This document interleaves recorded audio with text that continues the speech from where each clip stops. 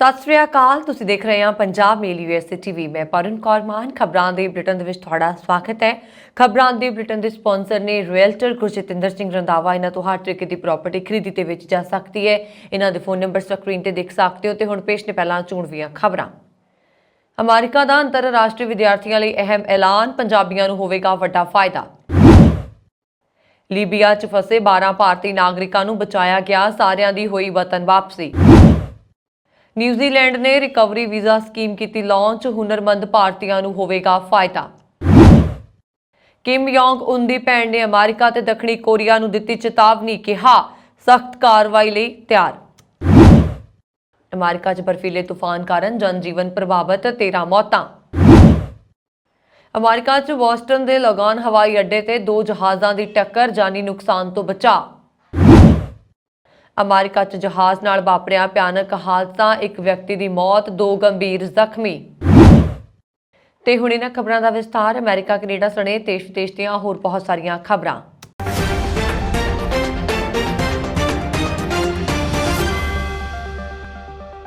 America ਵਿੱਚ ਪੜ੍ਹਾਈ ਕਰਨ ਦੇ ਚਾਹਵਾਨ ਅੰਤਰਰਾਸ਼ਟਰੀ ਵਿਦਿਆਰਥੀਆਂ ਲਈ ਚੰਗੀ ਖਬਰ ਹੈ। ਅਮਰੀਕੀ ਸਰਕਾਰ ਨੇ ਸੋਮਵਾਰ ਨੂੰ ਕੁਝ ਵੀਜ਼ਾ ਅਰਜ਼ੀਆਂ ਦੇ ਲਈ ਪ੍ਰੀਮੀਅਮ ਪ੍ਰੋਸੈਸਿੰਗ ਸਕੀਮ ਸ਼ੁਰੂ ਕੀਤੀ। ਇਸ ਦੇ ਨਾਲ ਅਮਰੀਕਾ ਆਉਣ ਦੇ ਚਾਹਵਾਨ ਅੰਤਰਰਾਸ਼ਟਰੀ ਵਿਦਿਆਰਥੀਆਂ ਨੂੰ ਫਾਇਦਾ ਹੋਏਗਾ। ਵਿਗਿਆਨ, ਟੈਕਨੋਲੋਜੀ, ਇੰਜੀਨੀਅਰਿੰਗ, ਗਣਿਤ ਦੀ ਪੜ੍ਹਾਈ ਕਰਨ ਦੇ ਲਈ ਅਮਰੀਕਾ ਜਾਣ ਵਾਲੇ ਭਾਰਤੀ ਵਿਦਿਆਰਥੀਆਂ ਨੂੰ ਵੀ ਇਸ ਦਾ ਬਹੁਤ ਫਾਇਦਾ ਹੋਏਗਾ।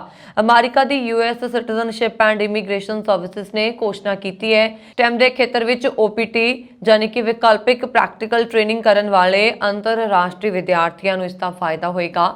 ਮਤਲਬ ਹੁਣ ਉਹ ਪੜ੍ਹਾਈ ਦੇ ਨਾਲ ਕੰਮ ਵੀ ਕਰ ਸਕਣਗੇ। USCIS ਦੇ ਮੁਤਾਬਕ ਵੀਜ਼ਾ ਲਈ ਪ੍ਰੀਮੀਅਮ ਪ੍ਰੋਸੈਸਿੰਗ ਸੇਵਾ 6 ਮਾਰਚ ਤੋਂ ਸ਼ੁਰੂ ਹੋ ਗਈ ਹੈ।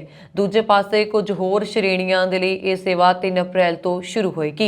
USCIS ਦੇ ਨਿਰਦੇਸ਼ਕ URM ਜਾਦੂ ਦਾ ਕਹਿਣਾ ਹੈ ਕਿ F1 ਵਿਦਿਆਰਥੀਆਂ ਨੂੰ ਪ੍ਰੀਮੀਅਮ ਪ੍ਰੋਸੈਸਿੰਗ ਦੇ ਨਾਲ ਆਨਲਾਈਨ ਫਾਈਲਿੰਗ ਅਤੇ ਇਮੀਗ੍ਰੇਸ਼ਨ ਦਾ ਲਾਭ ਦਿੱਤਾ ਜਾਏਗਾ। ਭਾਰਤੀ ਮੂਲ ਦੇ ਅਜੇ ਪਟੋਰੀਆ ਨੇ ਵੀ ਅਮਰੀਕੀ ਸਰਕਾਰ ਦੇ ਇਸ ਕਦਮ ਦੀ ਸ਼ਲਾਘਾ ਕੀਤੀ ਹੈ। ਪਟੋਰੀਆ ਨੇ ਕਿਹਾ ਕਿ ਵਿਦੇਸ਼ੀ ਵਿਦਿਆਰਥੀਆਂ ਦੇ ਲਈ ਇਹ ਮਹੱਤਵਪੂਰਨ ਖਬਰ ਹੈ ਜੋ ਆਪਣੀ OPT ਕਲੀਅਰ ਕਰਵਾਉਣ ਦੇ ਲਈ ਲੰਬੇ ਸਮੇਂ ਤੋਂ ਉਡੀਕ ਕਰ ਰਹੇ ਸਨ। ਇਸ ਦੇ ਨਾਲ F1 ਸ਼੍ਰੇਣੀ ਦੇ ਵਿਦਿਆਰਥੀਆਂ ਨੂੰ ਅਮਰੀਕਾ ਵਿੱਚ ਰੁਜ਼ਗਾਰ ਲਈ ਮਨਜ਼ੂਰੀ ਮਿਲ ਜਾਏਗੀ। ਦੁਬਈ 'ਚ ਨੌਕਰੀ ਦਾ ਸੁਪਨਾ ਦਿਖਾ ਕੇ ਲੀਬੀਆ ਵਿੱਚ ਮਜ਼ਦੂਰੀ ਲਈ ਭੇਜੇ ਗਏ 12 ਭਾਰਤੀਆਂ ਨੂੰ ਸਰਕਾਰ ਨੇ ਛੁਡਾ ਲਿਆ ਹੈ। ਸਾਰਿਆਂ ਨੂੰ ਸੁਰੱਖਿਅਤ ਭਾਰਤ ਲਿਆਂਦਾ ਗਿਆ ਹੈ। ਉਹਨਾਂ ਨੂੰ ਛੁਡਾਉਣ ਦਾ ਕੰਮ ਨੈਸ਼ਨਲ ਮਾਈਨੋਰਿਟੀ ਕਮਿਸ਼ਨ ਨੇ ਕੀਤਾ। ਵਤਨ ਪਰਤ ਕੇ ਇਹਨਾਂ ਲੋਕਾਂ ਨੇ ਆਪਣੀ ਆਪ ਬੀਤੀ ਸੁਣਾਈ ਹੈ। ਲੀਬੀਆ ਤੋਂ ਪਰਤੇ ਲੋਕਾਂ ਦੇ ਵਿੱਚ ਜ਼ਿਆਦਾਤਰ ਸਿੱਖ ਧਰਮ ਦੇ ਲੋਕ ਨੇ ਜੋ ਪੰਜਾਬ ਤੋਂ ਨੇ। ਇਹਨਾਂ ਨੇ ਦੱਸਿਆ ਕਿ ਉਹਨਾਂ ਤੋਂ ਲੀਬੀਆ ਵਿੱਚ ਬਿਨਾਂ ਤਨਖਾਹ ਤੋਂ ਕੰਮ ਕਰਵਾਇਆ ਜਾਂਦਾ ਸੀ, ਭੁੱਖਾ ਰੱਖ ਕੇ ਮਾਰਕੁੱਟ ਵੀ ਕੀਤੀ ਜਾਂਦੀ ਸੀ। ਕੋਰੋਨਾ ਦੇ ਦੌਰਾਨ ਲੱਗੇ ਲਾਕਡਾਊਨ ਦੇ ਵਿੱਚ ਉਹਨਾਂ ਦੀ ਨੌਕਰੀ ਚਲੀ ਗਈ। ਏਜੰਟਾਂ ਨੇ ਇਹਨਾਂ 12 ਲੋਕਾਂ ਨੂੰ ਦੁਬਈ ਵਿੱਚ ਚੰਗੀ ਨੌਕਰੀ ਦਿਵਾਉਣ ਦਾ ਵਾਅਦਾ ਕੀਤਾ। ਹਾਲਾਂਕਿ ਇਹ ਲੋਕ ਜਦੋਂ ਦੁਬਈ ਪਹੁੰਚੇ ਤਾਂ ਇਹਨਾਂ ਨੂੰ ਕਿਹਾ ਗਿਆ ਕਿ ਇੱਥੇ ਇਹਨਾਂ ਲਈ ਕੋਈ ਜਗ੍ਹਾ ਨਹੀਂ ਹੈ। ਇੱਕ ਪੀੜਤ ਨੇ ਦੱਸਿਆ ਕਿ ਸਾਨੂੰ ਨਾ ਤਾਂ ਠੀਕ ਤਰ੍ਹਾਂ ਖਾਣਾ ਦਿੱਤਾ ਜਾਂਦਾ ਸੀ, ਨਾ ਹੀ ਕੰਮ ਦੇ ਬਦਲੇ ਤਨਖਾਹ ਦਿੱਤੀ ਜਾਂਦੀ ਸੀ। ਲੀਬੀਆ ਤੋਂ ਬਚਾਏ ਗਏ 12 ਲੋਕਾਂ ਵਿੱਚ ਪੰਜਾਬ ਤੋਂ ਇਲਾਵਾ ਇੱਕ ਵਿਅਕਤੀ ਬਿਹਾਰ ਦਾ ਤੇ ਇੱਕ ਹਿਮਾਚਲ ਪ੍ਰਦੇਸ਼ ਦਾ ਰਹਿਣ ਵਾਲਾ ਵੀ ਹੈ। ਨਿਊਜ਼ੀਲੈਂਡ ਸਰਕਾਰ ਨੇ ਹੁਨਰਮੰਦ ਕਾਮਿਆਂ ਦੇ ਦਾਖਲੇ ਵਿੱਚ ਤੇਜ਼ੀ ਲਿਆਉਣ ਦੇ ਲਈ ਰਿਕਵਰੀ ਵੀਜ਼ਾ ਪੇਸ਼ ਕੀਤਾ ਹੈ ਜੋ ਦੇਸ਼ ਨੂੰ ਹਾਲ ਹੀ ਵਿੱਚ ਮੌਸਮ ਦੇ ਨਾਲ ਸੰਬੰਧਿਤ ਆਫਤਾਂ ਤੋਂ ਉਭਰਨ ਵਿੱਚ ਮਦਦ ਕਰ ਸਕਦਾ ਹੈ। ਵੀਜ਼ਾ ਦਾ ਉਦੇਸ਼ ਵਿਦੇਸ਼ੀ ਮਾਹਿਰਾਂ ਨੂੰ ਤੁਰੰਤ ਦੇਸ਼ ਵਿੱਚ ਆਉਣ ਅਤੇ ਕਈ ਤਰੀਕਿਆਂ ਦੇ ਨਾਲ ਸਹਾਇਤਾ ਪ੍ਰਦਾਨ ਕਰਨ ਦੇ ਯੋਗ ਬਣਾਉਣਾ ਹੈ, ਜਿਸ ਵਿੱਚ ਐਮਰਜੈਂਸੀ ਪ੍ਰਤੀਕਿਰਿਆ, ਸਫਾਈ, ਜੋਖਮ ਮੁਲਾਂਕਣ, ਬੁਨਿਆਦੀ ਢਾਂਚਾ ਤੇ ਹਾਊਸਿੰਗ ਸਥਿਰਤਾ ਅਤੇ ਮੁਰੰਮਤ ਅਤੇ ਸਿੱਧੀ ਰਿਕਵਰੀ ਸਹਾਇਤਾ ਸ਼ਾਮਲ ਹੈ। ਰਿਕਵਰੀ ਵੀਜ਼ਾ ਦੀ ਘੋਸ਼ਣਾ ਹੜ੍ਹ ਅਤੇ ਨਿਊਜ਼ੀਲੈਂਡ ਵਿੱਚ ਚੱਕਰਵਾਤ ਗੈਬਰੀਏਲ ਦੇ ਪ੍ਰਭਾਵ ਦੇ ਜਵਾਬ ਵਿੱਚ ਕੀਤੀ ਗਈ। ਇਸੇ ਤਰ੍ਹਾਂ ਦੇ ਵੀਜ਼ਾ ਪ੍ਰੋਗਰਾਮ ਕ੍ਰਾਈਸਟਚਰਚ ਅਤੇ ਕਾਇਕੋਰਾ ਭੂਚਾਲ ਤੋਂ ਬਾਅਦ ਲਾਗੂ ਕੀਤੇ ਗਏ ਸਨ। ਨਿਊਜ਼ੀਲੈਂਡ ਵੱਲੋਂ ਲਾਂਚ ਰਿਕਵਰੀ ਵੀਜ਼ਾ ਸਕੀਮ ਦੇ ਤਹਿਤ ਵਰਕ ਵੀਜ਼ਾ ਦੇ ਲਈ ਅਰਜ਼ੀ ਦੇਣ ਦੇ ਲਈ ਇਹਨਾਂ 4 ਕਦਮਾਂ ਦੀ ਪਾਲਣਾ ਕਰਨੀ ਪਏਗੀ, ਜਿਸ ਦੇ ਵਿੱਚ ਇਮੀਗ੍ਰੇਸ਼ਨ ਮੰਤਰੀ ਮਾਈਕਲ ਵੁੱਡ ਨੇ ਕਿਹਾ ਕਿ ਰਿਕਵਰੀ ਵੀਜ਼ਾ ਦਾ ਮਤਲਬ ਹੈ ਕਿ ਰਿਕਵਰੀ ਯਤਨਾਂ ਦਾ ਸਮਰਥਨ ਕਰਨ ਲਈ ਲੋੜੀਂਦੇ ਵਿਦੇਸ਼ੀ ਮਾਹਿਰ ਤੁਰੰਤ ਇੱਥੇ ਆ ਸਕਦੇ ਨੇ। ਉੱਤਰੀ ਕੋਰੀਆ ਦੇ ਤਾਨਾਸ਼ਾਹ ਕਿਮ ਯੋਂਗ ਉਨ ਦੀ ਭੈਣ ਕਿਮ ਯੋ ਯੋਂਗ ਨੇ ਹੁਣ ਦੇਸ਼ ਦੀ ਤਾਕਤਵਰ ਨੇਤਾ ਬਣ ਰਹੀ ਹੈ ਔਰ ਇਸ ਕੜੀ 'ਚ ਕਿਮ ਦੀ ਭੈਣ ਨੇ ਅਮਰੀਕਾ ਤੇ ਦੱਖਣੀ ਕੋਰੀਆ ਨੂੰ ਚੇਤਾਵਨੀ ਦਿੱਤੀ ਹੈ ਕਿ ਉੱਤਰੀ ਕੋਰੀਆ 'ਚ ਇਹਨਾਂ ਦੋਵਾਂ ਦੇਸ਼ਾਂ ਦੇ ਖਿਲਾਫ ਸਖਤ ਕਾਰਵਾਈ ਕਰਨ ਦੇ ਲਈ ਤਿਆਰ ਨੇ। ਕਿਮ ਯੋਂਗ ਦਾ ਇਹ ਬਿਆਨ ਅਮਰੀਕਾ ਨੇ ਦੱਖਣੀ ਕੋਰੀਆ ਦੇ ਲੜਾਕੂ ਜਹਾਜ਼ਾਂ ਨਾਲ ਸਾਂਝੇ ਅਭਿਆਸ ਦੇ ਲਈ ਕੋਰੀਆਈ ਪ੍ਰਾਇਦੀਪ ਤੇ ਪਰਮਾਣੂ ਸਮਰੱਥਾ ਵਾਲੇ B-52 ਬੰਬਾਰ ਨੂੰ ਉਡਾਉਣ ਤੋਂ ਇੱਕ ਦਿਨ ਬਾਅਦ ਆਇਆ। ਕਿਮ ਯੋਂਗ ਨੇ ਸਰਕਾਰੀ ਮੀਡੀਆ ਦੇ ਦੁਆਰਾ ਕੀਤੇ ਗਏ ਇੱਕ ਬਿਆਨ 'ਚ ਕਿਹਾ ਕਿ ਅਸੀਂ ਅਮਰੀਕੀ ਬਲਾਂ ਤੇ ਦੱਖਣੀ ਕੋਰੀਆ ਦੀ ਕਠਪੁਤਲੀ ਫੌਜ ਤੇ ਨਜ਼ਰ ਰੱਖਦੇ ਹਾਂ ਤਾਂ ਜੋ ਅਸੀਂ ਕਿਸੇ ਵੀ ਸਮੇਂ ਜ਼ਬਰਦਸਤੀ ਕਾਰਵਾਈ ਕਰਨ ਦੇ ਲਈ ਤਿਆਰ ਹਾਂ। ਕਿਮ ਦੀ ਭੈਣ ਨੇ ਕਿਹਾ ਕਿ ਅਮਰੀਕਾ ਤੇ ਦੱਖਣੀ ਕੋਰੀਆ ਦੀਆਂ ਫੌਜੀ ਹਰਕਤਾਂ ਤੇ ਹਰ ਤਰ੍ਹਾਂ ਦੀ ਬਿਆਨਬਾਜ਼ੀ ਨੂੰ ਨਜ਼ਰਅੰਦਾਜ਼ ਨਹੀਂ ਕੀਤਾ ਜਾ ਸਕਦਾ। ਬੇਸ਼ੱਕ ਉੱਤਰੀ ਕੋਰੀਆ ਉਹਨਾਂ ਦੇ ਨਾਲ ਨਜਿੱਠਣ ਦੇ ਲਈ ਹਮੇਸ਼ਾ ਤਿਆਰ ਰਹੇਗਾ। ਜ਼ਿਕਰਯੋਗ ਹੈ ਕਿ ਅਮਰੀਕਾ ਤੇ ਦੱਖਣੀ ਕੋਰੀਆ ਦੀਆਂ ਫੌਜਾਂ ਇਸ ਮਹੀਨੇ ਦੇ ਅੰਤ ਵਿੱਚ ਆਪਣਾ ਸਭ ਤੋਂ ਵੱਡਾ ਖੇਤਰੀ ਅਭਿਆਸ ਮੁੜ ਸ਼ੁਰੂ ਕਰਨ ਦੀ ਤਿਆਰੀ ਕਰ ਰਹੀਆਂ ਨੇ। ਉੱਤਰੀ ਕੋਰੀਆ ਨੇ ਅਮਰੀਕਾ ਦੱਖਣੀ ਕੋਰੀਆ ਦੇ ਫੌਜੀ ਅਭਿਆਸਾਂ ਦੇ ਜਵਾਬ ਦੇ ਵਿੱਚ ਅਕਸਰ ਮਿਜ਼ਾਈਲ ਪ੍ਰੀਖਣ ਕੀਤੇ ਨੇ। 3 ਮਾਰਚ ਨੂੰ ਦੱਖਣੀ ਕੋਰੀਆ ਤੇ ਅਮਰੀਕੀ ਫੌਜਾਂ ਨੇ ਘੋਸ਼ਣਾ ਕੀਤੀ ਕਿ ਉਹ 13 ਤੋਂ 23 ਮਾਰਚ ਤੱਕ ਕੰਪਿਊਟਰ ਸਿਮੂਲੇਟਡ ਕਮਾਂਡ ਪੋਸਟ ਸਿਖਲਾਈ ਦਾ ਆਯੋਜਨ ਕਰਨਗੇ ਅਤੇ ਆਪਣੀ ਸਭ ਤੋਂ ਵੱਡੀ ਬਸੰਤ ਦੇ ਸਮੇਂ ਫੀਲਡ ਅਭਿਆਸ ਨੂੰ ਬਹਾਲ ਕਰਨਗੇ। ਅਮਰੀਕਾ 'ਚ ਆਏ ਜ਼ਬਰਦਸਤ ਬਰਫੀਲੇ ਤੂਫਾਨ ਤੇ ਬਾਰਿਸ਼ ਨੇ ਜਨਜੀਵਨ ਉੱਪਰ ਵਿਆਪਕ ਅਸਰ ਪਾਇਆ ਹੈ। ਲੋਕ ਘਰਾਂ 'ਚ ਰਹਿਣ ਦੇ ਲਈ ਮਜਬੂਰ ਨੇ। ਕੈਂਟਕੀ ਤੋਂ ਮਿਸ਼ੀਗਨ ਤੱਕ ਬਿਜਲੀ ਠੱਪ ਹੋ ਜਾਣ ਕਾਰਨ ਤਕਰੀਬਨ 5 ਲੱਖ ਲੋਕਾਂ ਨੇ ਹਨੇਰੇ 'ਚ ਰਾਤ ਕੱਟੀ ਹੈ। ਐਕਿਊਵੈਦਰ ਦੇ ਅਨੁਸਾਰ ਤੂਫਾਨ ਦੀ ਲਪੇਟ 'ਚ ਆ ਕੇ ਘੱਟੋ-ਘੱਟ 13 ਮੌਤਾਂ ਹੋ ਚੁੱਕੀਆਂ ਨੇ। ਕੈਲੀਫੋਰਨੀਆ ਦੀਆਂ ਪਹਾੜੀਆਂ ਤੇ ਕਈ ਫੁੱਟ ਬਰਫ਼ਬਾਰੀ ਹੋਈ ਹੈ। ਗਵਰਨਰ ਰੈਂਡੀ ਬੇਸ਼ੀਅਰ ਨੇ ਕਿਹਾ ਕਿ ਕੈਂਟਕੀ 'ਚ 5 ਮੌਤਾਂ ਦੀ ਪੁਸ਼ਟੀ ਹੋ ਗਈ ਹੈ ਜਦਕਿ 70 ਮੀਲ ਪ੍ਰਤੀ ਘੰਟਾ ਦੀ ਰਫ਼ਤਾਰ ਦੇ ਨਾਲ ਵਗ ਰਹੀਆਂ ਹਵਾਵਾਂ ਕਾਰਨ ਕਈ ਦਰਖਤ ਪੁੱਟੇ ਗਏ ਨੇ। ਬਿਜਲੀ ਦੀਆਂ ਲਾਈਨਾਂ, ਘਰਾਂ ਤੇ ਹੋਰ ਇਮਾਰਤਾਂ ਨੂੰ ਨੁਕਸਾਨ ਪਹੁੰਚਿਆ ਹੈ। ਕੈਂਟਕੀ 'ਚ 2,24,000 ਤੋਂ ਵੱਧ ਘਰਾਂ ਤੇ ਕਾਰੋਬਾਰੀ ਅਦਾਰਿਆਂ 'ਚ ਬਿਜਲੀ ਠੱਪ ਰਹੀ। ਇਸ ਤੋਂ ਇਲਾਵਾ ਮਿਸ਼ੀਗਨ ਦੇ ਵਿੱਚ 1,17,000 ਟੈਨੇਸੀ 'ਚ 36,000 ਘਰ ਤੇ ਕਾਰੋਬਾਰੀ ਅਦਾਰੇ ਹਨੇਰੇ 'ਚ ਰਹੇ। ਅਮਰੀਕਾ ਦੇ ਬੋਸਟਨ ਲੋਗਨ ਅੰਤਰਰਾਸ਼ਟਰੀ ਹਵਾਈ ਅੱਡੇ ਤੇ ਯੂਨਾਈਟਿਡ 에ਅਰਲਾਈਨਸ ਦੀਆਂ 2 ਉਡਾਣਾਂ ਆਪਸ ਵਿੱਚ ਟਕਰਾ ਗਈਆਂ। CNN ਨੇ ਫੈਡਰਲ ਐਵੀਏਸ਼ਨ ਐਡਮਿਨਿਸਟ੍ਰੇਸ਼ਨ ਦਾ ਹਵਾਲਾ ਦਿੰਦੇ ਹੋਏ ਕਿਹਾ ਕਿ ਬੋਸਟਨ ਲੋਗਨ ਅੰਤਰਰਾਸ਼ਟਰੀ ਹਵਾਈ ਅੱਡੇ ਤੋਂ ਰਵਾਨਾ ਹੋਣ ਵਾਲੀਆਂ 2 ਯੂਨਾਈਟਿਡ 에ਅਰਲਾਈਨਸ ਦੀਆਂ ਉਡਾਣਾਂ ਸੋਮਵਾਰ ਨੂੰ ਸਵੇਰੇ 8:30 ਵਜੇ ਇੱਕ ਦੂਜੇ ਦੇ ਨਾਲ ਟਕਰਾ ਗਈਆਂ। FAA ਨੇ ਆਪਣੇ ਬਿਆਨ 'ਚ ਕਿਹਾ ਕਿ ਯੂਨਾਈਟਿਡ 에ਅਰਲਾਈਨਸ ਦੀ ਫਲਾਈਟ 515 ਦਾ ਸੱਜਾ ਵਿੰਗ ਬੋਸਟਨ ਲੋਗਨ ਅੰਤਰਰਾਸ਼ਟਰੀ ਹਵਾਈ ਅੱਡੇ ਤੇ ਲਗਭਗ 8:30 ਵਜੇ ਯੂਨਾਈਟਿਡ 에ਅਰਲਾਈਨਸ ਦੀ ਫਲਾਈਟ 267 ਦੇ ਪਿਛਲੇ ਪਾਸੇ ਟਕਰਾ ਗਿਆ, ਜਿਸ ਤੋਂ ਬਾਅਦ ਯਾਤਰੀਆਂ ਦੇ ਵਿੱਚ ਦਹਿਸ਼ਤ ਫੈਲ ਗਈ। ਬਿਆਨ 'ਚ ਕਿਹਾ ਗਿਆ ਕਿ ਦੋਵੇਂ ਜਹਾਜ਼ ਬੋਇੰਗ 737 ਰਵਾਨਾ ਹੋਣ ਵਾਲੇ ਸਨ। ਏਅਰਪੋਰਟ ਸਟੇਸ਼ਨ ਨੇ ਕਿਹਾ ਕਿ ਦੋਵਾਂ ਉਡਾਣਾਂ ਦੇ ਯਾਤਰੀਆਂ ਨੂੰ ਸੋਮਵਾਰ ਦੁਪਹਿਰ ਦੇ ਲਈ ਨਿਰਧਾਰਤ ਹੋਰ ਉਡਾਣਾਂ ਤੇ ਦੁਬਾਰਾ ਸਵਾਰ ਕੀਤਾ ਗਿਆ ਸੀ। ਯਾਤਰੀਆਂ ਨੇ ਇਸ ਘਟਨਾ ਨੂੰ ਹੈਰਾਨ ਕਰਨ ਵਾਲਾ ਵੀ ਦੱਸਿਆ ਹੈ।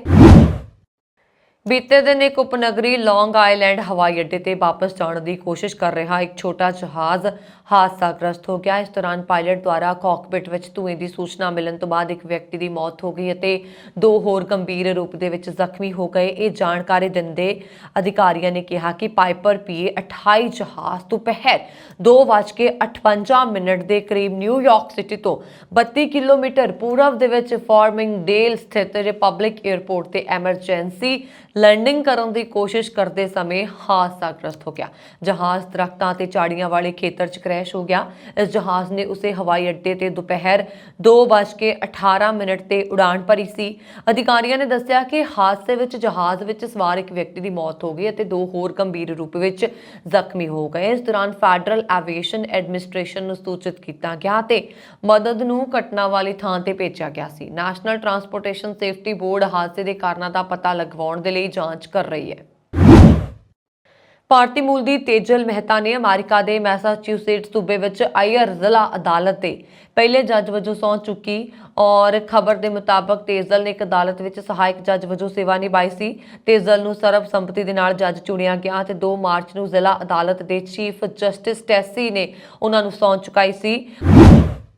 ਅਮਰੀਕਾ 'ਚ ਲਾਸ ਏਂਜਲਸ ਤੋਂ ਬੋਸਟਨ ਜਾ ਰਹੀ ਫਲਾਈਟ 'ਚ ਇੱਕ ਯਾਤਰੀ ਨੇ ਐਮਰਜੈਂਸੀ ਦਰਵਾਜ਼ਾ ਖੋਲ੍ਹਣ ਦੀ ਕੋਸ਼ਿਸ਼ ਕੀਤੀ। ਜਦੋਂ ਚਾਲਕ ਦਲ ਦੇ ਮੈਂਬਰਾਂ ਨੇ ਉਸ ਨੂੰ ਰੋਕਣ ਦੀ ਕੋਸ਼ਿਸ਼ ਕੀਤੀ ਤਾਂ ਉਸਨੇ ਹਮਲਾ ਕਰ ਦਿੱਤਾ। ਘਟਨਾ ਐਤਵਾਰ ਦੀ ਹੈ। ਮੈਸਾਚੂਸੇਟਸ ਦੇ ਇੱਕ ਯਾਤਰੀ ਨੂੰ ਬੋਸਟਨ ਲੋਗਨ ਇੰਟਰਨੈਸ਼ਨਲ 에ਅਰਪੋਰਟ ਤੋਂ ਗ੍ਰਿਫਤਾਰ ਕੀਤਾ ਗਿਆ। ਉਸ ਤੇ 에ਅਰਲਾਈਨ ਦੀ ਕਿਸੇ ਵੀ ਫਲਾਈਟ ਵਿੱਚ ਯਾਤਰਾ ਕਰਨ ਤੇ ਪਾਬੰਦੀ ਲਗਾਈ ਗਈ ਹੈ। ਯੂਨਾਈਟਿਡ 에ਅਰਲਾਈਨਸ ਦੀ ਫਲਾਈਟ ਵਿੱਚ ਫ੍ਰਾਂਸਿਸਕੋ ਸਵੇਰੇ ਟੈਰੇਸ 33 ਸਾਲਾਂ ਨੇ ਲੈਂਡਿੰਗ ਤੋਂ ਲਗਭਗ 45 ਮਿੰਟ ਪਹਿਲਾਂ ਫਸਟ ਕਲਾਸ ਅਤੇ ਕੋਚ ਸੈਕਸ਼ਨ ਦੇ ਵਿਚਕਾਰ ਮੌਜੂਦ ਐਮਰਜੈਂਸੀ ਗੇਟ ਖੋਲ੍ਹਣ ਦੀ ਕੋਸ਼ਿਸ਼ ਕੀਤੀ। ਉਦੋਂ ਹੀ ਚਾਲਕ ਦਲ ਨੂੰ ਕਾਕਪਿਟ ਵਿੱਚ ਇਸ ਦਾ ਅਲਰਟ ਮਿਲ ਗਿਆ। ਇਸ ਤੋਂ ਬਾਅਦ ਇੱਕ ਫਲਾਈਟ ਅਟੈਂਡੈਂਟ ਜਾਂਚ ਲਈ ਐਮਰਜੈਂਸੀ ਗੇਟ ਨੇੜੇ ਪਹੁੰਚੀ। ਉੱਥੇ ਉਸਨੇ ਦੇਖਿਆ ਕਿ ਦਰਵਾਜ਼ੇ ਦਾ ਹੈਂਡਲ ਪੂਰੀ ਤਰ੍ਹਾਂ ਬੰਦ ਨਹੀਂ ਸੀ ਅਤੇ ਇਸ ਦੀ ਐਮਰਜੈਂਸੀ ਸਲਾਈਡ ਵੀ ਹਟਾ ਦਿੱਤੀ ਗਈ ਸੀ। ਟਰੇਸ ਤੋਂ ਪੁੱਛਗਿੱਛ ਕਰਨ ਤੋਂ ਬਾਅਦ ਅਟੈਂਡੈਂਟ ਨੇ ਕਪਤਾਨ ਨੂੰ ਜਲਦੀ ਤੋਂ ਜਲਦੀ ਫਲਾਈਟ ਲੈਂਡ ਕਰਨ ਲਈ ਕਿਹਾ। ਇਸ ਦੌਰਾਨ ਟੈਰਿਸ ਨੇ ਅਟੈਂਡੈਂਟ ਤੇ ਟੁੱਟੇ ਹੋਏ ਚਮਚੇ ਨਾਲ ਹਮਲਾ ਕਰ ਦਿੱਤਾ। ਉਸਨੇ ਉਸਦੀ ਗਰਦਨ ਤੇ 3 ਵਾਰ ਚਾਕੂ ਮਾਰਿਆ। ਟਰੇਸ ਨੂੰ ਚਾਲਕ ਦਲ ਦੇ ਮੈਂਬਰਾਂ ਅਤੇ ਯਾਤਰੀਆਂ ਦੀ ਮਦਦ ਦੇ ਨਾਲ ਕਾਬੂ ਕੀਤਾ ਗਿਆ। ਇਸ ਤੋਂ ਬਾਅਦ ਫਲਾਈਟ ਬੋਸਟਨ 에ਅਰਪੋਰਟ ਤੇ ਸੁਰੱਖਿਅਤ ਉਤਰ ਗਈ, ਜਿੱਥੇ ਟੈਰੇਸ ਨੂੰ ਗ੍ਰਿਫਤਾਰ ਕਰ ਲਿਆ ਗਿਆ। ਫਲਾਈਟ 'ਚ ਸਵਾਰ ਯਾਤਰੀਆਂ ਨੇ ਦੱਸਿਆ ਕਿ ਟੈਰੇਸ ਉਡਾਣ ਭਰਨ ਤੋਂ ਬਾਅਦ ਤੋਂ ਅਜੀਬ ਵਿਹਾਰ ਕਰ ਰਿਹਾ ਸੀ। ਉਹ ਬਾਰ-ਬਾਰ ਐਮਰਜੈਂਸੀ ਗੇਟ ਦਰਵਾਜ਼ੇ ਦੇ ਹੈਂਡਲ ਅਤੇ ਸੁਰੱਖਿਆ ਬਾਰੇ ਪੁੱਛ ਰਿਹਾ ਸੀ। ਉਸ ਨੂੰ ਕਈ ਵਾਰ ਐਮਰਜੈਂਸੀ ਗੇਟ ਦੇ ਆਲੇ-ਦੁਆਲੇ ਘੁੰਮਦੇ ਦੇਖਿਆ ਗਿਆ। ਉਸ ਨੂੰ 9 ਮਾਰਚ ਨੂੰ ਅਦਾਲਤ ਵਿੱਚ ਪੇਸ਼ ਕੀਤਾ ਜਾਏਗਾ। ਦੋਸ਼ ਸਾਬਤ ਹੋਣ ਤੇ ਉਸ ਨੂੰ ਉਮਰ ਕੈਦ ਦੀ ਸਜ਼ਾ ਹੋ ਸਕਦੀ ਹੈ। ਇਸ ਦੌਰਾਨ ਉਸ ਤੇ 4 ਕਰੋੜ ਤੋਂ ਵੱਧ ਦਾ ਜੁਰਮਾਨਾ ਲਗਾਇਆ ਜਾ ਸਕਦਾ ਹੈ। ਮਾਈਕਰੋਸਾਫਟ ਦੇ ਸਹਿ ਸੰਸਥਾਪਕ ਬਿਲ ਗੇਟਸ ਅੱਜ-ਕੱਲ੍ਹ ਭਾਰਤ ਦੌਰੇ ਤੇ ਨੇ। ਇਸ ਦਰਮਿਆਨ ਉਹਨਾਂ ਲਈ ਇੱਕ ਖੁਸ਼ੀ ਦੀ ਖਬਰ ਹੈ। ਉਹ ਨਾਨਾ ਬਣ ਗਏ ਨੇ। ਉਹਨਾਂ ਦੀ ਵੱਡੀ ਧੀ ਜੈਨਿਫਰ ਗੇਟਸ ਨੇ ਆਪਣੇ ਪਤੀ ਨੋਇਲ ਨਾਸਰ ਦੇ ਨਾਲ ਆਪਣੇ ਪਹਿਲੇ ਬੱਚੇ ਦੇ ਜਨਮ ਦਾ ਐਲਾਨ ਕੀਤਾ ਹੈ। ਜੈਨਿਫਰ ਨੇ ਇੰਸਟਾਗ੍ਰਾਮ ਤੇ ਨਵਜਨਮੇ ਬੱਚੇ ਨੂੰ ਫੜੇ ਹੋਏ ਜੋੜੇ ਦੀ ਤਸਵੀਰ ਸ਼ੇਅਰ ਕਰਕੇ ਆਪਣੀ ਖੁਸ਼ੀ ਜ਼ਾਹਿਰ ਕੀਤੀ ਹੈ। ਜੈਨਿਫਰ ਗੇਟਸ ਨੇ ਇੰਸਟਾਗ੍ਰਾਮ ਤੇ ਨਵਜਨਮੇ ਬੱਚੇ ਨੂੰ ਫੜੇ ਹੋਏ ਜੋੜੇ ਦੀ ਤਸਵੀਰ ਸ਼ੇਅਰ ਕਰਦਿਆਂ ਕੈਪਸ਼ਨ 'ਚ ਲਿਖਿਆ, ਸਾਡੇ ਸਿਹਤਮੰਦ ਛੋਟੇ ਪਰਿਵਾਰ ਨੂੰ ਪਿਆਰ ਭੇਜਣਾ। ਬਿਲ ਗੇਟਸ ਨੇ ਵੀ ਇਹੀ ਤਸਵੀਰ ਆਪਣੇ ਇੰਸਟਾਗ੍ਰਾਮ ਤੇ ਸ਼ੇਅਰ ਕੀਤੀ ਹੈ, ਜਿਸ ਵਿੱਚ ਉਹਨਾਂ ਨੇ ਆਪਣੀ ਖੁਸ਼ੀ ਦਾ ਪ੍ਰਗਟਾਵਾ ਕੀਤਾ ਹੈ। ਅਮਰੀਕਾ ਲੈ ਜਾਣ ਦਾ ਝਾਂਸਾ ਦੇ ਕੇ ਪਟਿਆਲਾ ਦੇ ਪਿੰਡ ਮਾਜਰੀ ਦੇ ਨੌਜਵਾਨ ਨੂੰ ਇੰਡੋਨੇਸ਼ੀਆ ਵਿੱਚ ਬੰਦਕ ਬਣਾ ਕੇ ਅਤੇ ਜਾਨ ਤੋਂ ਮਾਰਨ ਦੀ ਧਮਕੀਆਂ ਦੇ ਕੇ 40 ਲੱਖ ਰੁਪਏ ਵਸੂਲਣ ਦਾ ਮਾਮਲਾ ਸਾਹਮਣੇ ਆਇਆ। ਥਾਣਾ ਸਿਟੀ ਰਾਜਪੁਰਾ ਪੁਲਿਸ ਨੇ ਮਾਮਲੇ ਦੇ ਵਿੱਚ ਸ਼ਿਕਾਇਤ ਦੇ ਆਧਾਰ ਤੇ ਜਾਂਚ ਤੋਂ ਬਾਅਦ ਹਰਿਆਣਾ ਦੇ ਇੱਕ ਟਰੈਵਲ ਏਜੰਟ ਸਮੇਤ 3 ਖਿਲਾਫ ਕੇਸ ਦਰਜ ਕਰ ਲਿਆ ਹੈ, ਲੇਕਿਨ ਅਜੇ ਤੱਕ ਕਿਸੇ ਦੀ ਗ੍ਰਿਫਤਾਰੀ ਨਹੀਂ ਹੋ ਸਕੀ। ਅਮਨਦੀਪ ਸਿੰਘ ਨਿਵਾਸੀ ਪਿੰਡ ਮਾਜਰੀ ਵੱਲੋਂ ਪੁਲਿਸ ਨੂੰ ਦਿੱਤੀ ਸ਼ਿਕਾਇਤ ਦੇ ਮੁਤਾਬਕ ਉਸਦਾ ਅਮਰੀਕਾ ਭੇਜਣ संबंधी मुलजम मनीष कुमार निवासी दशमेश नगर राजपुरा, परमजीत सिंह और कई होर नाम शामिल ने, जिस दे नाल 40 लाख का सौदा होया सी। तय होया सीगा कि सारे पैसे उसके अमरीका पुजण ते ट्रैवल एजेंटां नूं दित्ते जाणगे। ट्रैवल एजेंटां ने नौजवान नूं कहा कि अमरीका जाण दे लई उसनूं इंडोनेशिया विच होके जाना पएगा। बाद विच मुलजमां ने नौजवान दे सारे कागजात लैके उसनूं इंडोनेशिया विच ही बंधक बना लिया। नौजवान नूं जान तो मारन दी धमकियां दित्तियां ते जबरदस्ती उस कोलों पंजाब विच घर वालियां नूं फोन करवाया कि वह अमरीका पहुंच गया है, इसलिए ट्रैवल एजेंट नूं सौदे मुताबक 40 लाख रुपए दे दिओ। बाद विच काफ़ी मुश्किल दे नाल नौजवान ट्रैवल एजेंटां दे चुंगल तो बच के वापस अपने घर पटियाला परतिया। उसने अपने नाल होए धोखे दे बारे विच पटियाला च पुलिस नूं शिकायत दित्ती। इस दे आधार ते जांच तो बाद पुलिस ने 3 मुलजमां ट्रैवल एजेंटां नूं नामजद कर लिया, लेकिन अजे तक किसी की गिरफ्तारी नहीं हुई है। अमेरिका के साबका रक्षा मंत्री जिम का मनना है कि यूक्रेन युद्ध तो उत्साहित होकर चीन भारत पर हमला कर सकता है। मैटिस ने कहा कि चीन यूक्रेन युद्ध से तिखे नज़र रख रहा है, जेकर रूस यूक्रेन च सफल होंदा है तो चीन भी लैग भारत पर हमला करने के लिए उत्साहित हो सकता है। अमेरिका के साबका रक्षा मंत्री जिम ने रायसीना डायलॉग के 8वें एडिशन च एक प्रोग्राम के दौरान बोलदियां ਇਹ ਦਾਅਵਾ ਕੀਤਾ। दरअसल जिम तो पूछा गया ਸੀਗਾ कि अमेरिका चीन का सामना करने के लिए तैयार है। इस दे जवाब में मैटिस ने कहा कि इस विच कोई शक नहीं है कि चीन तैयार है। उन्होंने कहा कि अमेरिका रूस के खिलाफ यूक्रेन की मदद करना जारी रखेगा। उन्होंने कहा कि चाइना इस गल ते नज़र रख रहा कि जेकर रूस नूं यूक्रेन विच सफलता मिलती है तो चाइना भारत खिलाफ अजिहा क्यों नहीं कर सकता। मैटिस ने यह भी कहा कि रूस ने यूक्रेन खिलाफ 3 हफ्तिਆਂ ਦੇ ਵਿੱਚ ਜਿੱਤ ਹਾਸਲ ਕਰ ਲਈ ਸੀ, ਪਰ ਪੱਛਮੀ ਦੇਸ਼ਾਂ ਦੀ ਮਦਦ ਦੇ ਨਾਲ ਯੂਕਰੇਨ ਨੇ ਰੂਸ ਨੂੰ ਪਿੱਛੇ ਹਟਣ ਦੇ ਲਈ ਮਜਬੂਰ ਕਰ ਦਿੱਤਾ। ਕੁਦਰਤ ਦੇ ਰੰਗ ਅਨੋਖੇ ਹੁੰਦੇ ਨੇ ਜਿਨ੍ਹਾਂ ਬਾਰੇ ਇਨਸਾਨ ਕਦੇ ਵੀ ਪੂਰੀ ਤਰ੍ਹਾਂ ਪਤਾ ਨਹੀਂ ਲਗਾ ਸਕਦਾ। ਕੁਦਰਤ ਦੀ ਇੱਕ ਅਜਿਹੀ ਹੀ ਘਟਨਾ ਇੱਕ ਔਰਤ ਦੇ ਨਾਲ ਵਾਪਰੀ ਹੈ ਜੋ ਅੱਜ 30 ਸਾਲ ਬਾਅਦ ਜਿਉਂਦੀ ਮਿਲੀ ਹੈ। ਅਮਰੀਕਾ 'ਚ ਇੱਕ ਪਰਿਵਾਰ ਨਾਲ ਇਹ ਘਟਨਾ ਵਾਪਰੀ ਜਿਸ ਨੂੰ ਆਪਣੇ ਪਰਿਵਾਰ ਦੀ ਮ੍ਰਿਤਕ ਮੈਂਬਰ ਔਰਤ 30 ਸਾਲਾਂ ਬਾਅਦ ਹਜ਼ਾਰਾਂ ਕਿਲੋਮੀਟਰ ਦੂਰ ਵਿਖਾਈ ਦਿੱਤੀ। ਮਿਰਰ ਦੀ ਰਿਪੋਰਟ ਦੇ ਅਨੁਸਾਰ 52 ਸਾਲ ਦੀ ਉਮਰ ਦੇ ਵਿੱਚ ਔਰਤ ਗਾਇਬ ਹੋ ਗਈ ਸੀ। ਔਰਤ ਦੇ ਪਤੀ ਨੇ ਦੱਸਿਆ ਕਿ ਜਦੋਂ ਉਹ ਘਰ ਪੁੱਜਾ ਤਾਂ ਉਸਦੀ ਪਤਨੀ ਘਰ ਨਹੀਂ ਸੀ। ਜਦੋਂ ਭਾਲ ਕੀਤੀ ਗਈ ਤਾਂ ਕਾਫੀ ਤਲਾਸ਼ ਪਿੱਛੋਂ ਨਹੀਂ ਲੱਭੀ। ਘਟਨਾ 1992 ਦੀ ਹੈ। ਉਹਨਾਂ ਨੇ ਇਸ ਸੰਬੰਧੀ ਪੁਲਿਸ ਨੂੰ ਵੀ ਗੁੰਮਸ਼ੁਦਾ ਦੀ ਰਿਪੋਰਟ ਲਿਖਵਾਈ ਅਤੇ ਇਸ਼ਤਿਹਾਰ ਵੀ ਜਾਰੀ ਕਰਵਾਇਆ, ਪਰ ਨਾ ਮਿਲਣ ਤੇ ਔਰਤ ਨੂੰ ਮ੍ਰਿਤਕ ਐਲਾਨ ਦਿੱਤਾ ਗਿਆ ਸੀ। ਘਟਨਾ ਦੇ 30 ਸਾਲ ਬੀਤਣ ਪਿੱਛੋਂ 83 ਸਾਲ ਦੀ ਔਰਤ ਜਿਹੜੀ ਹੈ ਉਹ ਜਿਉਂਦੀ ਵਿਖਾਈ ਦਿੱਤੀ ਹੈ। ਔਰਤ ਦੇ ਪਤੀ ਬੌਬ ਨੇ ਦੱਸਿਆ ਕਿ ਉਸਦੀ ਪਤਨੀ ਨੂੰ ਮਾਨਸਿਕ ਸਮੱਸਿਆ ਸੀ ਅਤੇ ਉਹ ਅਕਸਰ ਇੱਥੇ ਟਾਪੂ ਉੱਪਰ ਆਉਣ ਦੀ ਗੱਲ ਕਰਦੀ ਸੀ। ਉਹਨਾਂ ਨੂੰ ਸ਼ੱਕ ਸੀਗਾ ਕਿ ਉਹ ਇੱਥੇ ਆ ਸਕਦੀ ਹੈ ਤੇ ਉਹਨਾਂ ਨੂੰ ਇੱਥੇ ਮਿਲ ਗਈ ਹੈ। ਉਹਨਾਂ ਨੇ ਕਿਹਾ ਕਿ ਹੁਣ ਪਰਿਵਾਰ ਜਿਹੜਾ ਹੈ ਉਸ ਨੂੰ ਪਾ ਕੇ ਬਹੁਤ ਖੁਸ਼ ਵੀ ਹੈ ਅਤੇ ਦੰਗ ਵੀ ਹੈ।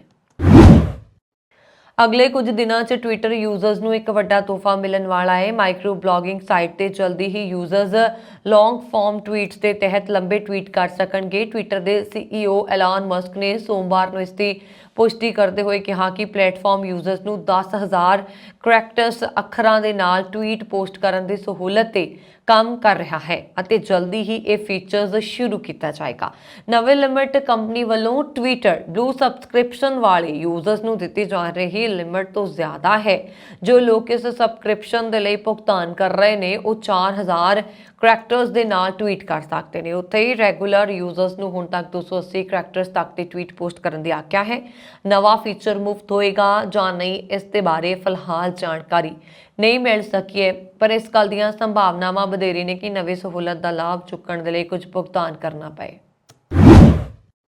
ਪ੍ਰਧਾਨ ਮੰਤਰੀ ਜਸਟਿਨ ਟਰੂਡੋ ਦੇ ਵੱਲੋਂ ਪਾਰਲੀਮੈਂਟ ਦੀ ਨੈਸ਼ਨਲ ਸਿਕਿਉਰਿਟੀ ਕਮੇਟੀ ਵਿੱਚ ਮੌਜੂਦ ਐਮਪੀਜ਼ ਤੇ ਸੈਨੇਟਰਸ ਤੋਂ ਅਪੀਲ ਕੀਤੀ ਜਾ ਰਹੀ ਹੈ ਕਿ ਕੈਨੇਡੀਅਨ ਚੋਣਾਂ ਵਿੱਚ ਵਿਦੇਸ਼ੀ ਦਖਲ ਦੇ ਮਾਮਲੇ ਦੀ ਨਵੇਂ ਸਿਰੇ ਤੋਂ ਜਾਂਚ ਸ਼ੁਰੂ ਕਰਵਾਈ ਜਾਏ। ਆਪਣਾ ਨਾਮ ਗੁਪਤ ਰੱਖਣ ਦੀ ਸ਼ਰਤ ਉੱਤੇ ਦੋ ਲਿਬਰਲਾਂ ਨੇ ਦੱਸਿਆ ਕਿ ਟਰੂਡੋ ਬਾਅਦ ਵਿੱਚ ਪਾਰਲੀਮੈਂਟ ਹਿੱਲ ਉੱਤੇ ਇਸ ਖਬਰ ਦਾ ਐਲਾਨ ਵੀ ਕਰ ਸਕਦੇ ਨੇ। ਸੋਮਵਾਰ ਨੂੰ ਨਵੇਂ ਸਰਵੇਖਣ ਦੀ ਜਾਰੀ ਕੀਤੀ ਗਈ ਰਿਪੋਰਟ ਵਿੱਚ ਇਹ ਗੱਲ ਸਾਹਮਣੇ ਆਈ ਸੀਗੀ ਕਿ ਬਹੁ ਗਿਣਤੀ ਕੈਨੇਡੀਅਨਸ ਦਾ ਮੰਨਣਾ ਹੈ ਕਿ ਵਿਦੇਸ਼ੀ ਸਰਕਾਰਾਂ ਵੱਲੋਂ ਸਾਡੀਆਂ ਚੋਣਾਂ ਦੇ ਵਿੱਚ ਦਖਲ ਦਿੱਤਾ ਜਾਂਦਾ ਹੈ ਤੇ ਕੈਨੇਡੀਅਨ ਚਾਹੁੰਦੇ ਨੇ ਕਿ ਇਸ ਮਾਮਲੇ ਦੀ ਆਜ਼ਾਦਾਨਾ ਤੌਰ ਉੱਤੇ ਜਾਂਚ ਕਰਵਾਈ ਜਾਵੇ। ਰਿਸਰਚ ਕੋ ਵੱਲੋਂ ਕਰਵਾਏ ਗਏ ਸਰਵੇਖਣ ਤੋਂ ਸਾਹਮਣੇ ਆਇਆ ਕਿ ਹਰੇਕ 5 ਵਿੱਚੋਂ 3 ਕੈਨੇਡੀਅਨ ਇਹ ਮੰਨਦੇ ਨੇ ਕਿ ਇਸ ਸਦੀ ਵਿੱਚ ਫੈਡਰਲ ਚੋਣਾਂ ਉੱਤੇ ਵਿਦੇਸ਼ੀ ਸਰਕਾਰਾਂ ਦਾ ਪ੍ਰਭਾਵ ਰਿਹਾ ਹੈ। ਇਸ ਵਿੱਚ ਸਭ ਤੋਂ ਵੱਧ ਦੇਸ਼ ਦੀਆਂ ਚੋਣਾਂ ਨੂੰ ਪ੍ਰਭਾਵਿਤ ਕਰਨ ਵਾਲੇ ਮੁਲਕਾਂ ਵਿੱਚ ਚਾਈਨਾ ਤੇ ਰੂਸ ਸਿਖਰ ਤੇ ਨੇ। ਸਰਵੇਖਣ ਵਿੱਚ ਇਹ ਵੀ ਪਾਇਆ ਗਿਆ ਕਿ 64% ਕੈਨੇਡੀਅਨ ਇਸ ਮਾਮਲੇ ਦੀ ਆਜ਼ਾਦਾਨਾ ਜਾਂਚ ਦੇ ਹੱਕ ਵਿੱਚ ਨੇ, ਜਦਕਿ 21 ਇਸ ਦੇ ਵਿਰੋਧ ਵਿੱਚ ਨੇ ਤੇ 15% ਇਸ ਬਾਰੇ ਅਜੇ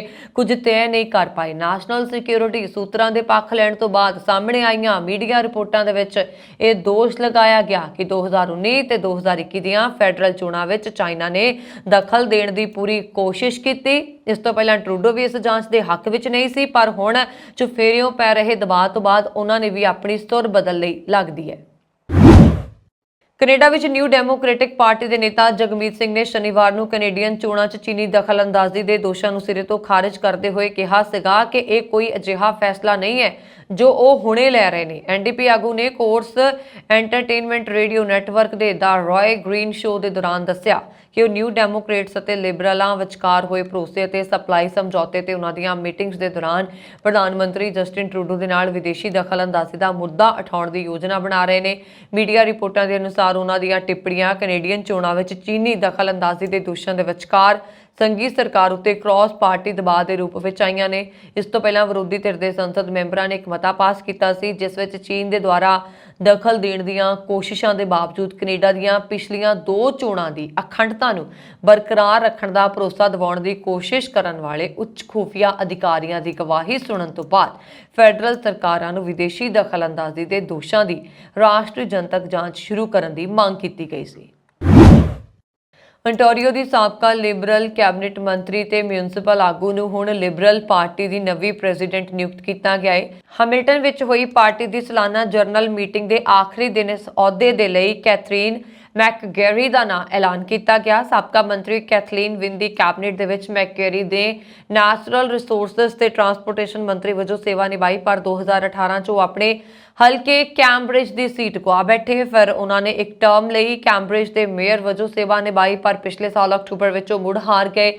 ontario ਦੇ ਲਿਬਰਲਾਂ ਦੀ ਨਵੀਂ ਐਗਜ਼ੀਕਿਊਟਿਵ ਟੀਮ ਦੇ ਹੋਰਨਾਂ ਮੈਂਬਰਾਂ 'ਚ ਡੈਮੀਅਨ ਓਬਰਾਇਨ ਨੂੰ executive vice president, Pankaj Sandhu ਨੂੰ ਸੈਕਟਰੀ ਤੇ ਟਿਮ ਸ਼ਾਰਟਲ ਨੂੰ ਖਜ਼ਾਨਚੀ ਬਣਾਇਆ ਗਿਆ ਹੈ। ਸਭ ਤੋਂ ਪਹਿਲਾਂ ਹੁਣ ਇਸ ਟੀਮ ਵੱਲੋਂ ਲੀਡਰਸ਼ਿਪ ਦੌੜ ਦੇ ਲਈ ਨਿਯਮ ਤੇ ਟਾਈਮ ਲਾਈਨ ਤੈਅ ਕੀਤੀ ਜਾਏਗੀ। ਭਾਰੀ ਬਰਫ਼ਬਾਰੀ ਹੋਣ ਦੇ ਦੂਜੇ ਦਿਨ ਵੀ ਆਪੋ ਆਪਣੇ ਘਰਾਂ ਦੇ ਅੱਗਿਓਂ ਬਰਫ਼ ਹਟਾਉਣ ਦੇ ਨਾਲ ਲੋਕਾਂ ਦੇ ਲੱਕ ਟੁੱਟਣ ਵਾਲੇ ਹੋ ਗਏ ਨੇ ਤੇ ਇਸ ਵਾਰ ਆਏ ਭਾਰੀ ਬਰਫੀਲੇ ਤੂਫਾਨ ਤੋਂ ਲੋਕ ਹੁਣ ਉਕਤਾਈ ਚੁੱਕ ਗਏ ਨੇ। ਅਤੇ ਦੂਜਾ ਇਹ ਹੈ ਕਿ ਸੜਕਾਂ ਤੋਂ ਬਰਫ਼ ਹਟਾਉਣ ਵਾਲੇ ਠੇਕੇਦਾਰ ਆਪਣੀਆਂ ਮਨਮਰਜ਼ੀਆਂ ਕਰਦੇ ਨੇ ਤੇ ਕਈ ਵੱਡੀਆਂ ਸੜਕਾਂ ਤੇ ਤਾਂ ਲੂਣ ਅਤੇ ਬਰਫ਼ ਨੂੰ ਖੋਰਨ ਵਾਲਾ ਤਰਲ ਪਦਾਰਥ ਸੁੱਟ ਜਾਂਦੇ ਨੇ ਤੇ ਸੜਕਾਂ ਵੀ ਸਾਫ਼ ਕਰ ਦਿੰਦੇ ਨੇ, ਪਰ ਛੋਟੀਆਂ ਸੜਕਾਂ ਤੇ ਆਉਣ ਤੋਂ ਉਹ ਆਨਾਕਾਨੀ ਕਰਦੇ ਨਜ਼ਰ ਆਏ ਅਤੇ ਸੰਬੰਧਿਤ ਸਿਟੀ ਕੋਲੋਂ ਬਰਫ਼ ਹਟਾਉਣ ਦਾ ਠੇਕਾ ਲੈਣ ਸਮੇਂ ਹੋਏ ਇਕਰਾਰਨਾਮੇ ਤੇ ਖਰੇ ਨਾ ਉਤਰਨ ਕਾਰਨ ਆਮ ਲੋਕਾਂ ਨੂੰ ਪਰੇਸ਼ਾਨੀਆਂ ਦਾ ਸਾਹਮਣਾ ਕਰਨਾ ਪੈਂਦਾ ਹੈ ਅਤੇ ਛੋਟੀਆਂ ਸੜਕਾਂ ਤੇ ਗੱਡੀਆਂ ਫਸ ਜਾਣ ਕਾਰਨ ਆਮ ਲੋਕਾਂ ਨੂੰ ਕਈ ਵਾਰ ਤਾਂ ਦੋਹਰੀ ਤੇਰੀ ਮਾਰ ਪੈਂਦੀ ਹੈ। ਗੱਡੀਆਂ ਬਰਫ਼ 'ਚ ਫਸ ਜਾਣ ਕਾਰਨ ਇੱਕ ਤਾਂ ਟਾਈਮ ਤੇ ਕੰਮ ਤੇ ਨਹੀਂ ਪਹੁੰਚਿਆ ਜਾਂਦਾ, ਫਿਰ ਟੋ ਟਰੱਕਾਂ ਵਾਲੇ ਫਸੀਆਂ ਗੱਡੀਆਂ ਕੱਢਣ ਦੇ ਮੂੰਹ ਮੰਗੇ ਡਾਲਰ ਮੰਗਣ ਕਾਰਨ ਲੋਕ ਕਸਤੂਤੇ ਫਸੇ ਰਹਿੰਦੇ ਨੇ। ਬ੍ਰਿਟਿਸ਼ ਕੋਲੰਬੀਆ ਦੇ ਪ੍ਰੀਮੀਅਰ ਡੇਵਿਡ ਈਬੀ ਨੇ ਡੈਲਟਾ ਸਥਿਤ ਗੁਰੂ ਨਾਨਕ ਫੂਡ ਬੈਂਕ ਦਾ ਦੌਰਾ ਕੀਤਾ ਤੇ ਫੂਡ ਬੈਂਕ ਵੱਲੋਂ ਲੋੜਵੰਦਾਂ ਦੀ ਕੀਤੀ ਜਾ ਰਹੀ ਮਦਦ ਦੇ ਲਈ ਪ੍ਰਬੰਧਕਾਂ ਦੇ ਯੋਗਦਾਨ ਦੀ ਭਰਪੂਰ ਸ਼ਲਾਘਾ ਕੀਤੀ। ਇਸ ਮੌਕੇ ਉਹਨਾਂ ਦੇ ਨਾਲ ਕੈਬਨਿਟ ਮੰਤਰੀ ਹੈਰੀ ਬੈਂਸ, ਡੈਲਟਾ ਦੇ ਮੇਅਰ ਜਾਰਜ ਹਾਰਵੀ ਤੇ ਹੋਰ ਕਈ ਪ੍ਰਮੁੱਖ ਹਸਤੀਆਂ ਹਾਜ਼ਰ ਸਨ। ਪ੍ਰੀਮੀਅਰ ਈਬੀ ਦਾ ਗੁਰੂ ਨਾਨਕ ਫੂਡ ਬੈਂਕ ਦੇ ਬੋਰਡ ਆਫ ਡਾਇਰੈਕਟਰਸ ਵੱਲੋਂ ਭਰਵਾਂ ਸਵਾਗਤ ਕੀਤਾ ਗਿਆ। ਫੂਡ ਬੈਂਕ ਦੇ ਜਨਰਲ ਸਕੱਤਰ ਨੀਰਜ ਵਾਲੀਆ ਤੇ ਹੋਰ ਅਹੁਦੇਦਾਰਾਂ ਨੇ ਉਹਨਾਂ ਨੂੰ ਸਟੋਰ ਦਾ ਦੌਰਾ ਕਰਵਾਉਂਦਿਆਂ ਜਾਣਕਾਰੀ ਦਿੱਤੀ ਕਿ ਦਾਨੀ ਸੱਜਣਾ ਦੀ ਮਦਦ ਦੇ ਨਾਲ ਗੁਰੂ ਨਾਨਕ ਫੂਡ ਬੈਂਕ ਹਰ ਮਹੀਨੇ 10,000 ਤੋਂ ਵੱਧ ਲੋੜਵੰਦਾਂ ਦੀ ਸਫਲਤਾਪੂਰਵਕ ਮਦਦ ਕਰ ਰਹੀ ਹੈ। ਪ੍ਰੀਮੀਅਰ ਡੇਵਿਡ ਨੇ ਫੂਡ ਬੈਂਕ ਦੇ ਕੰਮ ਅਤੇ ਵਲੰਟੀਅਰਸ ਦੇ ਯੋਗਦਾਨ ਉੱਪਰ ਖੁਸ਼ੀ ਪ੍ਰਗਟ ਕੀਤੀ ਤੇ ਫੂਡ ਬੈਂਕ ਦੇ ਪ੍ਰਧਾਨ ਗਿਆਨੀ ਨਰਿੰਦਰ ਸਿੰਘ ਦੀ ਮਨੁੱਖਤਾ ਦੀ ਮਦਦ ਕਰਨ ਦੇ ਲਈ ਉਹਨਾਂ ਦੇ ਦ੍ਰਿਸ਼ਟੀਕੋਣ ਦੇ ਲਈ ਧੰਨਵਾਦ ਕੀਤਾ। ਅਖੀਰ 'ਚ ਲੇਬਰ ਮੰਤਰੀ ਹੈਰੀ ਬੈਂਸ ਨੇ ਪ੍ਰੀਮੀਅਰ ਦਾ ਇਸ ਦੌਰੇ ਦੇ ਲਈ ਧੰਨਵਾਦ ਕੀਤਾ। ਪ੍ਰੀਮੀਅਰ ਡਗ ਫੋਰਡ ਦੀ ਸਰਕਾਰ ਵੱਲੋਂ ਤੀਜੀ ਪਾਰਟੀ ਵੱਲੋਂ ਚੋਣਾਂ ਦੇ ਵਿੱਚ ਐਡਵਰਟਾਈਜ਼ਿੰਗ ਉੱਤੇ ਖਰਚਾ ਕਰਨ ਸੰਬੰਧੀ ਪੇਸ਼ ਕੀਤੇ ਗਏ ਨਿਯਮਾਂ ਨੂੰ ontario ਦੀ ਉੱਘੀ ਅਦਾਲਤ ਵੱਲੋਂ ਗੈਰ ਸੰਵਿਧਾਨਕ ਕਰਾਰ ਦਿੰਦਿਆਂ ਹੋਇਆਂ ਖਾਰਜ ਕਰ ਦਿੱਤਾ ਗਿਆ ਹੈ। 2021 ਤੋਂ ਪਹਿਲਾਂ ਚੋਣਾਂ ਦਾ ਐਲਾਨ ਹੋਣ ਤੋਂ 6 ਮਹੀਨੇ ਪਹਿਲਾਂ ਤੀਜੀਆਂ ਧਿਰਾਂ ਨੂੰ ਇਸ਼ਤਿਹਾਰਬਾਜ਼ੀ ਉੱਤੇ $6 ਲੱਖ ਖਰਚ ਕਰਨ ਦੀ ਆਗਿਆ ਦਿੱਤੀ ਸੀ, ਪਰ ਉਸ ਸਾਲ ਸਰਕਾਰ ਨੇ ਖਰਚੇ ਦੇ ਲਈ ਚੋਣਾਂ ਤੋਂ ਪਹਿਲਾਂ ਵਾਲੇ ਸੀਮਿਤ ਪੀਰੀਅਡ ਨੂੰ ਵਧਾ ਕੇ 1 ਸਾਲ ਕਰ ਦਿੱਤਾ, ਪਰ ਖਰਚੀ ਜਾਣ ਵਾਲੀ ਰਕਮ ਵਿੱਚੋਂ ਕੋਈ ਵਾਧਾ ਨਹੀਂ ਕੀਤਾ ਗਿਆ। ਪ੍ਰੋਗਰੈਸਿਵ ਕੰਜ਼ਰਵੇਟਿਵਸ ਦਾ ਇਸ ਪਿੱਛੇ ਇਹ ਤਰਕ ਸੀਗਾ ਕਿ ਇਸ ਅਰਸੇ ਵਿੱਚ ਕੀਤਾ ਵਾਧਾ ਇਸ ਲਈ ਜ਼ਰੂਰੀ ਸੀਗਾ ਤਾਂ ਕਿ ਬਾਹਰੀ ਪ੍ਰਭਾਵ ਤੋਂ ਬਚਿਆ ਜਾ ਸਕੇ। ontario ਦੇ ਕੈਲੰਡਨ ਵਿੱਚ ਪੈਂਦੇ ਇੱਕ ਘਰ 'ਚ 2 ਲਾਸ਼ਾਂ ਬਰਾਮਦ ਹੋਈਆਂ। ਇਸ ਤੇ ontario ਪ੍ਰੋਵਿੰਸ਼ੀਅਲ ਪੁਲਿਸ ਨੇ ਕੇਸ ਦਰਜ ਕਰਨ ਮਗਰੋਂ ਜਾਂਚ ਸ਼ੁਰੂ ਕਰ ਦਿੱਤੀ ਹੈ। ਪਾਕਿਸਤਾਨ ਵਿਖੇ ਲਾਹੌਰ ਦੇ ਗੁਰਦੁਆਰਾ ਡੇਰਾ ਸਾਹਿਬ ਦੇ ਵਿੱਚ ਚੋਰੀ ਹੋਣ ਦਾ ਮਾਮਲਾ ਸਾਹਮਣੇ ਆਇਆ ਹੈ, ਜਿੱਥੇ ਗੁਰਦੁਆਰਾ ਸਾਹਿਬ ਦੀ ਗੋਲਕ ਵਿੱਚੋਂ ਭੇਟਦਾਨ ਕੀਤੀ ਰਕਮ ਗਾਇਬ ਪਾਈ ਗਈ। ਇੱਕ ਲਿਖਤੀ ਪੁਲਿਸ ਸ਼ਿਕਾਇਤ ਵਿੱਚ ਕੰਟਰੋਲ ਰੂਮ, ਲਾਹੌਰ ਡੀਸੀ ਦਫ਼ਤਰ ਅਤੇ ETPB ਦੇ ਚੇਅਰਮੈਨ ਗੁਰਦੁਆਰਾ ਸਾਹਿਬ ਦੇ ਸੁਰੱਖਿਆ ਗਾਰਡਾਂ ਵਿੱਚੋਂ ਇੱਕ ਅਲੀ ਅਮੀਰ ਨੇ ਦਾਅਵਾ ਕੀਤਾ ਹੈ ਕਿ ETPB ਦੇ ਲੇਖਾਕਾਰ ਮੁਬਾਸ਼ਰ ਹੁਸੈਨ ਅਤੇ ਅਜ਼ਹਰ ਅਬਾਸ ਸ਼ਾਹ ਨੇ ਗੋਲਕ ਵਿੱਚੋਂ ਦਾਨ ਕੀਤੇ ਪੈਸੇ ਚੋਰੀ ਕਰ ਲਏ ਨੇ। ਆਪਣੇ ਪੱਤਰ ਵਿੱਚ ਉਹਨਾਂ ਨੇ ਅੱਗੇ ਦਾਅਵਾ ਕੀਤਾ ਹੈ ਕਿ ਦੋਨਾਂ ਨੇ ਦਾਨ ਕੀਤੀ ਰਕਮ ਨਾਲ ਛੇੜਛਾੜ ਕਰਨ ਦੇ ਲਈ ਨਾ ਕੇਵਲ ਜਾਲੀ ਨਗਦ ਰਜਿਸਟਰ ਬਣਾਏ ਨੇ, ਬਲਕਿ ਚੋਰੀ ਨੂੰ ਲੁਕਾਉਣ ਦੇ ਲਈ ਪਿਛਲੇ 1 ਮਹੀਨੇ ਤੋਂ GDS ਦੇ CCTV ਦੇ DVR ਰਿਕਾਰਡਾਂ ਨੂੰ ਵੀ ਹਟਾ ਦਿੱਤਾ ਹੈ। ਉਹਨਾਂ ਨੇ ਕਿਹਾ ਕਿ ਸੁਰੱਖਿਆ ਗਾਰਡਾਂ ਦੁਆਰਾ ਮਾਮਲੇ ਦਾ ਪਤਾ ਲੱਗਣ ਤੋਂ ਬਾਅਦ ਹੁਣ ਉਹਨਾਂ ਨੂੰ ਮੁਬਾਸ਼ਰ ਹੁਸੈਨ ਅਤੇ ਅਜ਼ਹਰ ਸ਼ਾਹ ਤੋਂ ਰੋਜ਼ਾਨਾ ਜਾਨ ਦੀਆਂ ਧਮਕੀਆਂ ਦਾ ਸਾਹਮਣਾ ਕਰਨਾ ਪੈ ਰਿਹਾ ਹੈ। ਲਾਹੌਰ ਜ਼ਿਲ੍ਹੇ ਵਿੱਚ ਗੁਰੂ ਅਰਜਨ ਦੇਵ ਜੀ ਦੇ ਸ਼ਹੀਦੀ ਸਥਾਨ ਗੁਰਦੁਆਰਾ ਡੇਰਾ ਸਾਹਿਬ ਨੂੰ ਵਿਦੇਸ਼ੀ ਸ਼ਰਧਾਲੂਆਂ ਅਤੇ ਸਿੱਖ ਗੈਰ ਸਰਕਾਰੀ ਸੰਗਠਨਾਂ ਤੋਂ ਵੱਡਾ ਦਾਨ ਮਿਲਦਾ ਹੈ। ਇਮਰਾਨ ਗੋਂਡਲ ਦਾ ਕਰੀਬੀ ਮੁਬਾਸ਼ਰ ਹੁਸੈਨ ਇੱਕ ISI ਅਧਿਕਾਰੀ ਹੈ ਅਤੇ ਇਸ ਤੋਂ ਪਹਿਲਾਂ ਗੁਰਦੁਆਰਾ ਜਨਮ ਸਥਾਨ ਵਿੱਚ ਤਾਇਨਾਤ ਸੀ। Russian covid vaccine Sputnik V ਬਣਾਉਣ ਵਾਲੇ ਵਿਗਿਆਨੀ ਐਂਡਰੀ ਦਾ ਗਲਾ ਘੁੱਟ ਕੇ ਕਤਲ ਕਰ ਦਿੱਤਾ ਗਿਆ ਸੀ। ਰੂਸ ਦੇ ਅਧਿਕਾਰੀਆਂ ਨੇ ਇਸ ਸੰਬੰਧੀ ਜਾਣਕਾਰੀ ਦਿੰਦਿਆਂ ਦੱਸਿਆ ਸੀਗਾ ਕਿ ਬੋਟੀਕੋਵ ਦੀ ਲਾਸ਼ ਉਸਦੇ ਅਪਾਰਟਮੈਂਟ ਤੋਂ ਬਰਾਮਦ ਕੀਤੀ ਗਈ ਸੀ। ਮੌਕੇ ਤੋਂ ਮਿਲੇ ਸਬੂਤਾਂ ਤੋਂ ਇਹ ਅੰਦਾਜ਼ਾ ਲਗਾਇਆ ਜਾ ਰਿਹਾ ਕਿ ਵਿਗਿਆਨੀਆਂ ਦਾ ਗਲਾ ਘੁੱਟ ਕੇ ਕਤਲ ਕੀਤਾ ਗਿਆ ਸੀ। ਕਤਲ ਦੀ ਇਸ ਵਾਰਦਾਤ ਤੋਂ ਬਾਅਦ ਮਾਸਕੋ ਪੁਲਿਸ ਨੇ ਪੂਰੇ ਮਾਮਲੇ ਦੀ ਜਾਂਚ ਸ਼ੁਰੂ ਕਰ ਦਿੱਤੀ ਹੈ। ਦਰਅਸਲ 47 ਸਾਲਾ ਐਂਡਰੀ ਰੂਸ ਦੇ ਚੋਟੀ ਦੇ ਵਾਇਰਸ ਵਿਗਿਆਨੀ ਵਿੱਚੋਂ ਇੱਕ ਰਿਹਾ। ਉਹ 18 ਵਾਇਰੋਲੋਜਿਸਟ ਦੀ ਟੀਮ ਦਾ ਹਿੱਸਾ ਸੀ ਜਿਨ੍ਹਾਂ ਨੇ ਗਾਮਲੀਆ ਨੈਸ਼ਨਲ ਰਿਸਰਚ ਸੈਂਟਰ ਵਿਖੇ ਸਪੁਟਨਿਕ ਵੀ ਵੈਕਸੀਨ ਤੇ ਕੰਮ ਕੀਤਾ ਸੀ। ਬੋਟੀਕੋਵ ਨੂੰ ਵੀ ਫਾਦਰਲੈਂਡ ਦੇ ਲਈ ਆਰਡਰ ਆਫ ਮੈਰਿਟ ਪ੍ਰਾਪਤ ਹੋਇਆ ਹੈ। ਸਪੁਟਨਿਕ ਵੀ ਵੈਕਸੀਨ ਨੂੰ ਦੁਨੀਆ ਦਾ ਪਹਿਲਾ ਐਂਟੀ ਕੋਵਿਡ ਟੀਕਾ ਮੰਨਿਆ ਜਾਂਦਾ ਹੈ। ਇਸ ਨੂੰ 2020 ਵਿੱਚ ਰੂਸ ਦੇ ਰਾਸ਼ਟਰਪਤੀ ਵਲਾਦੀਮੀਰ ਪੁਤਿਨ ਵੱਲੋਂ ਇੱਕ ਸ਼ਾਨਦਾਰ ਸਮਾਰੋਹ ਵਿੱਚ ਲਾਂਚ ਕੀਤਾ ਗਿਆ ਸੀ। ਉਹਨਾਂ ਨੇ ਦਾਅਵਾ ਕੀਤਾ ਸੀਗਾ ਕਿ ਉਸ ਦੀ ਛੋਟੀ ਬੇਟੀ ਪਹਿਲਾਂ ਇਸ ਟੀਕੇ ਦੀ ਖੁਰਾਕ ਲੈ ਚੁੱਕੀ ਹੈ। ਇਹ ਸਨ ਹੁਣ ਤੱਕ ਦੀਆਂ ਖਬਰਾਂ। ਮੈਨੂੰ ਵਰੁਣ ਕੌਰ ਮਾਨ ਨੂੰ ਦਿਓ ਆਗਿਆ। ਹੋਰ ਖਬਰਾਂ ਦੇ ਲਈ ਸਾਡਾ YouTube ਚੈਨਲ ਪੰਜਾਬ ਮੇਲ USA TV ਜ਼ਰੂਰ ਸਬਸਕ੍ਰਾਈਬ ਕਰੋ ਜੀ। ਸ਼ੁਕਰੀਆ। ਸਤਿ ਸ਼੍ਰੀ ਅਕਾਲ।